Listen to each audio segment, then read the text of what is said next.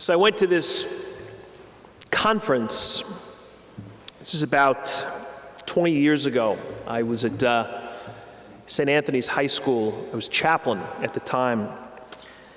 And I went to the conference because of the topic. It was had to do with mental health and kids, teenagers in particular.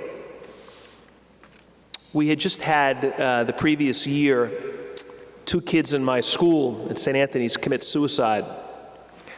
So it was very much on our mind. And just in the news, we were hearing more and more about suicide being on the rise.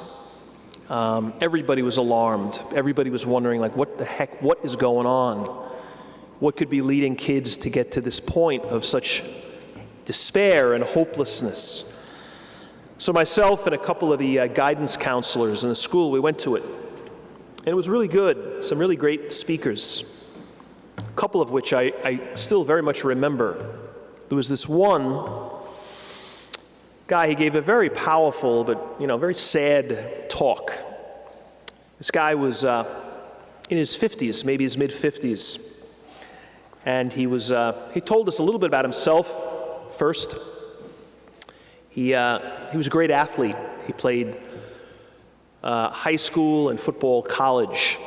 High school and college football. And was real good, really good. And himself was now a high school coach and really successful. I think he was from Texas or somewhere in the South. I remember, first of all, the way he spoke, but also his description of sort of like what football is like in the South and in the Midwest. Like it's big here, it's like kind of enormous there. So he's been coaching for a bunch of years. He had kids of his own. He had a couple of boys and a couple of girls. I remember he had 3 boys, all of whom played football under him. He coached them in high school. Then he told us about the 3rd son. I think his name was Travis. It was Travis or Tyler, I forget. We'll say it was Travis. He said, Travis wasn't as good as the first 2. He was good, and he wanted us to know that. It wasn't like, he was actually very good, but I guess the older 2 were really amazing. And he said, out of the blue, seemingly out of the blue, Travis told his parents at the beginning of his junior year he didn't want to play football anymore. He just didn't want to play. He said he had other interests, and football was kind of swallowing everything else up. It was so time-consuming, he just kind of didn't have time for other things that he wanted to do. So the father was crushed, shocked, crushed, at first kind of angry, and then just very disappointed. He could not really understand or accept the fact that his son was walking away from football. And as a result of that, he said, this is the father talking, he said he just kind of distanced himself from Travis, from the kid. It was subtle, but real, and everybody saw it. Certainly Travis did, his wife did, the other sibling, people knew it. Travis was a musician. He, like a natural. He played a bunch of instruments, one of these kids who could kind of pick it up and almost was playing it, whatever the instrument, almost immediately. And he wanted to focus more on that. They were really the other interests that the father referenced. So he got into a band, and he started playing, and was doing well. And the father just kind of ignored it. Mom and the siblings, other people were supporting it. They'd go to some of his performances. And Dad always had an excuse. Just kind of couldn't make it for whatever reason. He just kind of ignored his son and what his son was doing. And it just got worse with time. This kid kept looking for his father's approval and interest and acceptance, and he was getting none of it. He was getting the opposite. He just kind of slammed the door on his son. So at a certain point, Travis began to resent it. His father's response. He kind of went from being hurt to now being kind of angry. And he didn't handle it well. He started thinking, all right, how can I embarrass my father? And he knew the things that would embarrass him. He was now in this band, and they were like kind of a pretty intense rock and roll band, and he kind of took on that persona. Crazy hair and, dressing different. He was in a couple of bands. I think the second or third one, they were not good, their influence. A lot of partying, a lot of drug use. But he kind of didn't care. He went away to, he didn't go away to school, but he went locally his freshman year in college, and he failed out horribly the first semester. So it was getting worse. The following summer, he died. This kid. He overdosed. And they never really knew if it was intentional or a mistake. Some said one, others said the other. But he was dead. We were kind of stunned when he told us when he got to that point, which is not what any of us were expecting. And then he said, for the longest time, this is the father, said, for the longest time I thought quitting football was when everything went bad, when everything went south with Travis when he quit football. And then he said, you know what, I realized years later, or a number of years later, that it didn't start with his quitting football. It started when I began making Travis invisible. When I stopped acknowledging what he was doing, the good stuff, before he started making stupid mistakes. He was seriously committed to the music and the band. And I just pretended like it wasn't happening. Like I just made him invisible. You can't make people invisible. It's this parable tonight. It's exactly what happens to Lazarus. He's the homeless guy sitting on the front stoop of this rich guy. And it's how the rich guy treats the poor guy. He just makes him invisible. And it didn't end well. It didn't end well for the rich guy. When we make people invisible, it never ends well. And this poor father was standing up in front of 500 people telling us his story. And it was really like a tale of warning to parents, really. Don't ever make your kid invisible.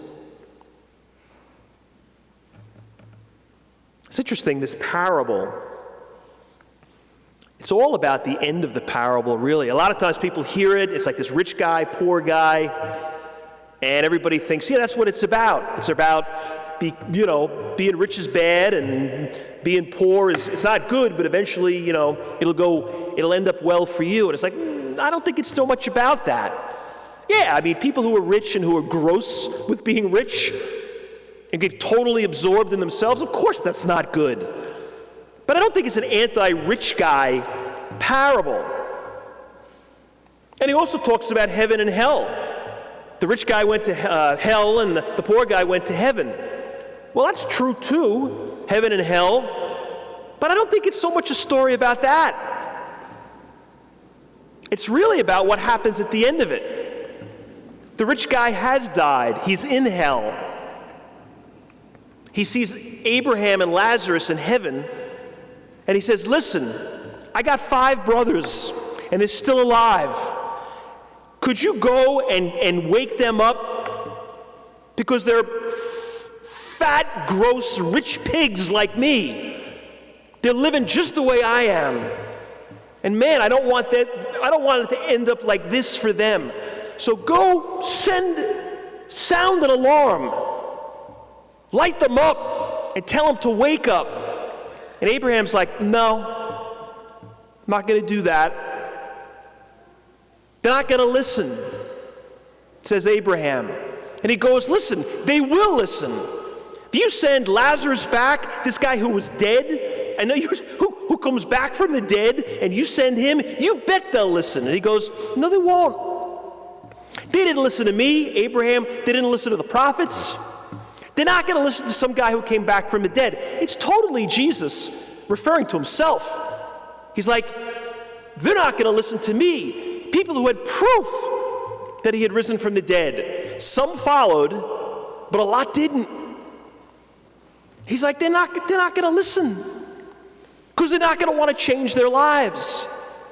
They like being rich. They like being the center of the universe. They like the spotlight only on them the way the rich guy liked it. These brothers were all the same. So there's no way they're going to listen because they just don't want to change. Hey, that's really what the rich guy's sin was. It wasn't like he mistreated it in an obvious, in-your-face way, the poor guy. He didn't call the cops and say, get this slob off my porch. He didn't look at him and just sort of be like, roll his eyes. All he did was ignore him. And that was enough to get him to hell. You can't make people invisible. And the reason he did, the rich guy, it was real simple. It was like, if I look at this poor guy sitting on my stoop, looking terrible, I'm going to have to do something. I can't look at him and just walk into my house and pig out the way I do every day and night. When this guy's starving, I will have to wait. I'll have to put my life on hold a little bit to reach out to this guy. I'll have to change. And he didn't want that. So the best way to make sure that doesn't happen, don't look at the guy. If you don't see him, he's not going to make you uncomfortable. He's not going to give you the guilt. So make him invisible.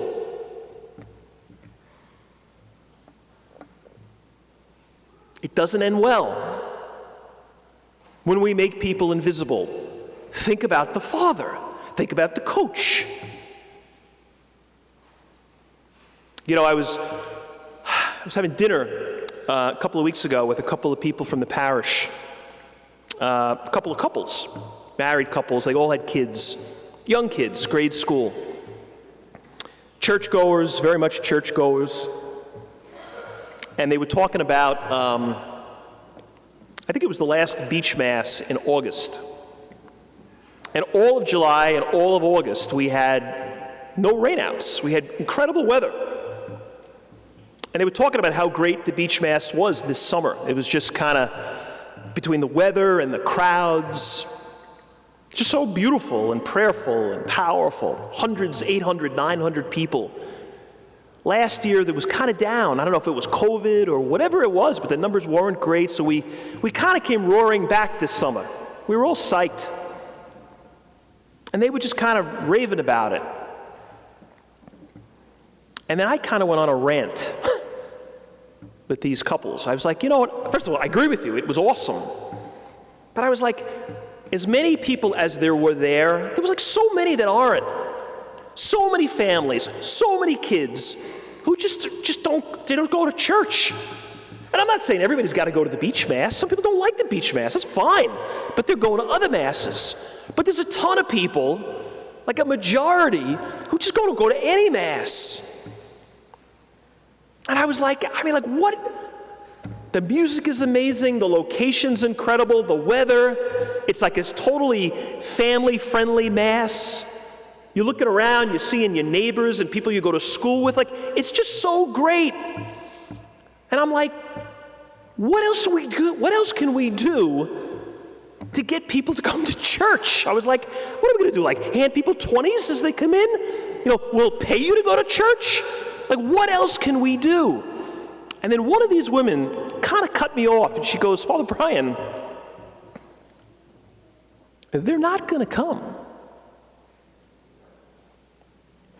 Like, no matter what you do, no matter what you offer, they're not going to come. And I was like, what? Like, why? And she was like, they know it's beautiful. They love the beach. They live in Long Beach. Half of them are on the beach an hour before. They know the music is amazing. They know it's kid-friendly. And I'm like, well, then why don't they go?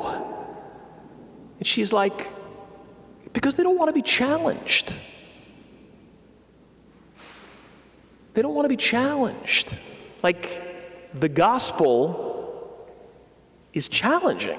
Like, if we really listen to it, and if it's explained effectively, hey, how do you not come to church sometimes and like squirm a little bit?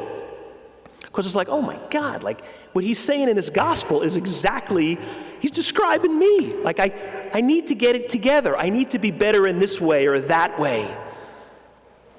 And sometimes it just makes us uncomfortable, and that's a good thing. That's why they don't go to church. I was thinking, that's the reason I would go to church, because I know I am far from perfect. And I need to be reminded where I'm screwing things up. I'm not saying we go to church to get whacked over the head every week and to feel terrible about who we are, not even remotely that. But when appropriate, to be like, hey, I'm so capable of more than I'm doing right now. This woman was like, yeah, like it's like moms and dads who aren't doing a great job at that, and they know they're not, because they're distracted or they're impatient. And somehow, something Jesus says in the gospel is going to remind them of that. Or they've got aging parents themselves, and they realize I need to be more present to them, and something that's said reminds me of that. It's like, that kind of hurts. Yeah, but that's good hurt. That's like, yeah, I need to get it together. And she's like, yeah, but they got some hurt, some wound within them that they're not just really looking at. And somehow when they come here, they're afraid it's going to be like somebody's going to touch the wound. No, somebody's going to heal the wound. So you know what they do? They just make the church invisible. The church becomes their Lazarus. If I don't see it sitting on the stoop, I won't think about it.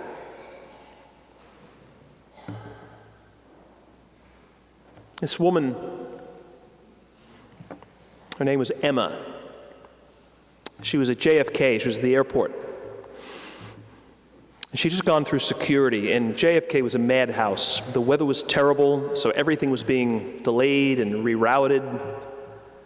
Security was like a horror show. She was exhausted. She travels a lot. She's got a great job, like seriously important job. And she's kind of shot. She just was exhausted. She had a couple of very, very busy, stressful days with work. She was heading back to Chicago, which was home. She gets through security at JFK, and she's saying to herself, please let there not be a crazy crowd at the gate before I get on the plane. Because all she wanted to do was get a cup of coffee, go off in the corner away from everybody, and read a book. That's all she was hoping for. She shows up, and there's not many people there. She's psyched. She's like, oh, yes. So she plants herself in the corner, gets the coffee, opens the book, and she's just like catching her breath. Like 5 minutes later, this elderly woman comes walking down right up to her and sits right opposite her. Like their knees were almost touching. You couldn't get closer other than maybe to sit next to her. She couldn't believe it. She looks up and she's like thinking to herself, There's 25 empty seats. What are you sitting on top of me for? Thinking this. So she goes back to reading the book. And the woman starts to ask her harmless questions. The first thing she says is, do you think it's going to be cold in Chicago? And she goes like, yeah, I don't know. And goes back to the book. And there's like 3, 4, 5 more of these questions. And she's giving her yes, no answers. Like rude. But the poor old lady's not getting the message. And then the old lady says this: I'm going to Chicago to bring my husband back. We were married 53 years, and he died suddenly. I'm bringing his body back to Chicago. That's where we're from, and that's where we'll be buried. And the woman looks up, closes her book, gets up, walks over to where this old lady was sitting and sits down right next to her and grabs her hand. She says, tell me about your husband. And she just opened up, talked about their life together. They never had kids, but they had this great life, this great marriage. And she said she never let go of her hand. And then they got called onto the plane. They were both going to Chicago.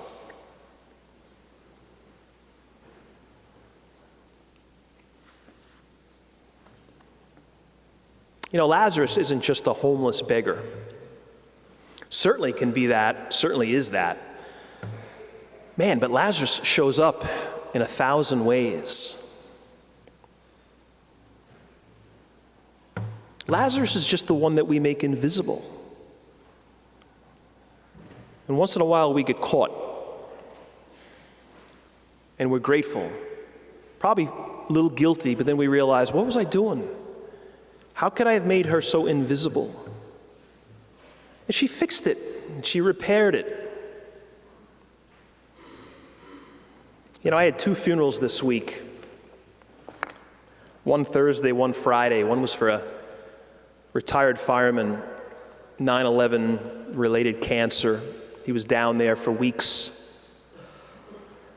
And they think the cancer that killed him came from there. Huge crowd, amazing guy. I knew him a little bit. Not well, but I knew him. 4 kids, teenagers and a little bit older. And they just loved him.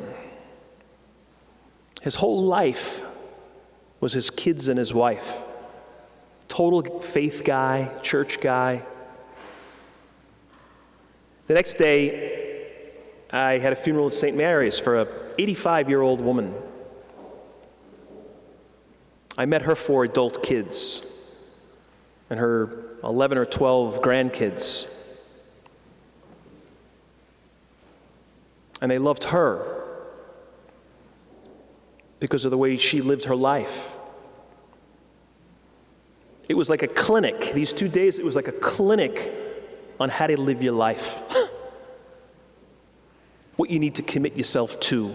Of all the stuff that we commit to, like these are the things that matter most. And it was like family and faith, faith and family, friends. Like that's kind of it. And this 60-year-old fireman and this 85-year-old grandmother did it. You know what they never did, I suspect? They never made people invisible. Probably people that they wanted to make invisible. We all experienced that, but I bet they never did.